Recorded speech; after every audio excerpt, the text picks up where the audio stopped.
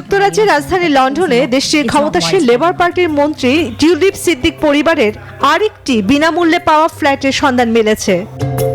Kings cross এলাকার কাছের অ্যাপার্টমেন্টটি 2004 সালে টিউলিপ বিনামূল্যে পান। তিনি এখনও এই অ্যাপার্টমেন্টটির মালিক। এবার শেখ রেহানার ছোট মেয়ে ও ব্রিটিশ মন্ত্রী টিউলিপ সিদ্দিকের ছোট বোন আজমিনা সিদ্দিক রূপন্তীর বিরুদ্ধে ফ্ল্যাট উপহার নেয়ার প্রমাণ পেয়েছে ব্রিটিশ গণমাধ্যম দ্য টেলিগ্রাফ ও সানডে টাইমস। 2009 সালে যখন আজমিনার বয়স 18, তখন তাকে হ্যাম্পস্টেডের ফিঞ্চলে রোডের একটি ফ্ল্যাট উপহার দেন বাংলাদেশের আইনজীবী মঈন গনি।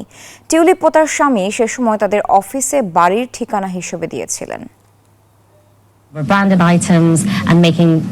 যুক্তরাজ্যের রাজধানী লন্ডনে দেশটির ক্ষমতাসীন লেবার পার্টির মন্ত্রী টিউলিপ সিদ্দিক পরিবারের আরেকটি বিনামূল্যে পাওয়া ফ্ল্যাটের সন্ধান মিলেছে। ব্রিটিশ গণমাধ্যম দ্য টেলিগ্রাফ ও দ্য সানডে টাইমসের প্রতিবেদনে বলা হয়, টিউলিপ উত্তর লন্ডনের হ্যাম্পস্টেডের এমন একটি ফ্ল্যাটে বসবাস করতেন যার মালিক তার ছোট বোন। হ্যাম্পস্টেডের ফিঞ্চলে রোডের ওই ফ্ল্যাটটি টিউলিপের বোন আজমিনাকে বিনামূল্যে দিয়েছিলেন বাংলাদেশি এক আইনজীবী যার নাম মঈন গনি। ফ্ল্যাটটি হস্তান্তরের সময় আজমিনার বয়স ছিল 18 বছর। তখন তিনি অক্সফোর্ডে পড়াশোনা শুরু করতে যাচ্ছিলেন। তবে 2012 সালের ডিসেম্বরে টিউলিপ ওয়াকিং মেন্স কলেজের পরিচালক হিসেবে নিযুক্ত হওয়ার পর তিনি নথিতে তার ঠিকানা হিসেবে ফ্ল্যাটটি তালিকাভুক্ত করেন।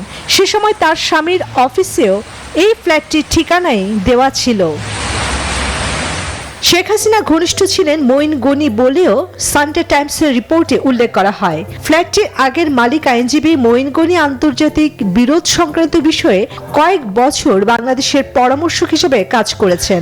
এছাড়াও 2021 সালে শেখ হাসিনার সরকার বিশ্বব্যাংকের একটি প্যানেলে দায়িত্ব পালনের জন্য তাকে মনোনীত করেছিল। হ্যামস্টেডের ফ্ল্যাটটি লন্ডনে কিংস ক্রস এলাকার কাছের অ্যাপার্টমেন্টটির থেকে ভিন্ন।